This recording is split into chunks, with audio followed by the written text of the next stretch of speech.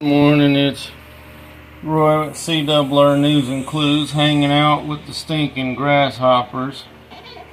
Updating on some work done on this enclosed car hauler trailer. Trying to get it all fixed up to be able to load furniture in it and actually move it. Hauled a half-ton GMC four-wheel drive pickup in here, and I don't know if the weight of it popped loose these supports or not. Didn't manage to do a great job, but they're all welded. See that line along the floor? That's how far back this stupid thing had shifted. This one was loose on both ends here, and the ones that were loose I welded on both sides. Go away, jerk. Oh, where we at? So I went ahead and welded them on both sides, and I also welded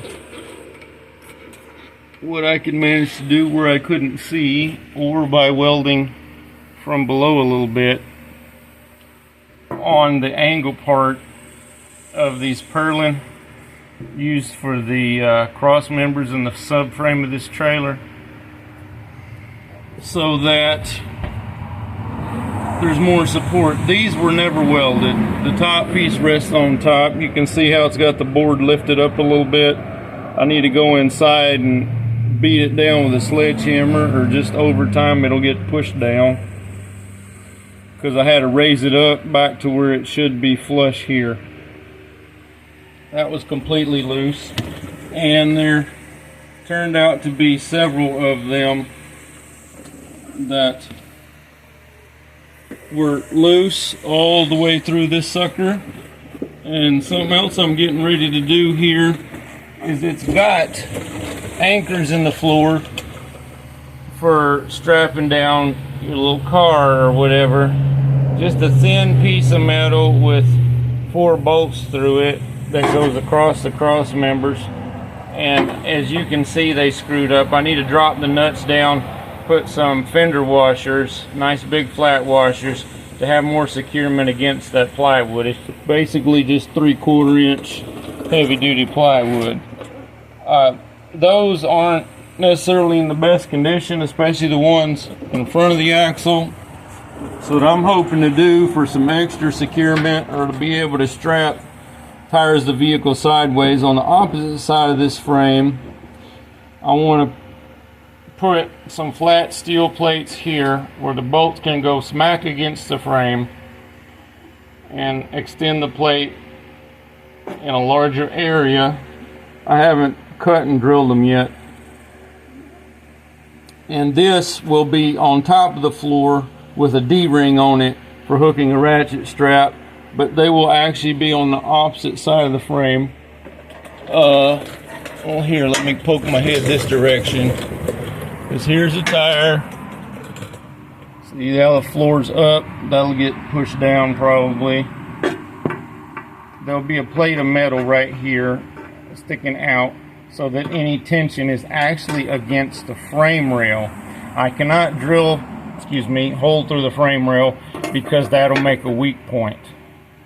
And I actually found on here already, I don't know if we can get to it, reposition my hand on this thing. I don't want to get stuck underneath the axle again.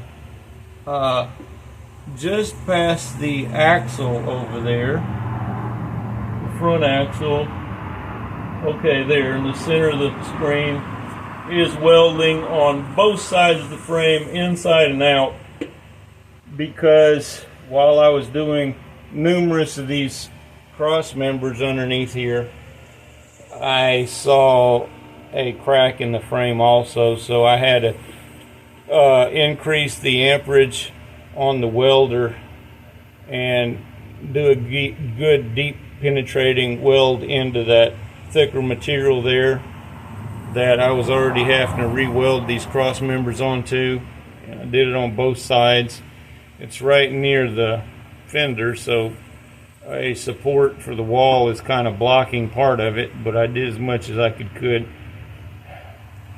with equipment, it's very important, any issues like that, to get them repaired as soon as possible before something could become a problem, especially a safety issue. You don't want something falling through your trailer or truck or whatever, or don't want the thing falling apart on the road. This loose cross member here, if it didn't have that lip sticking above the frame, could have actually rotated enough to have come out and fallen on the ground and either cut somebody's tire or even bounced up in the air. So when you're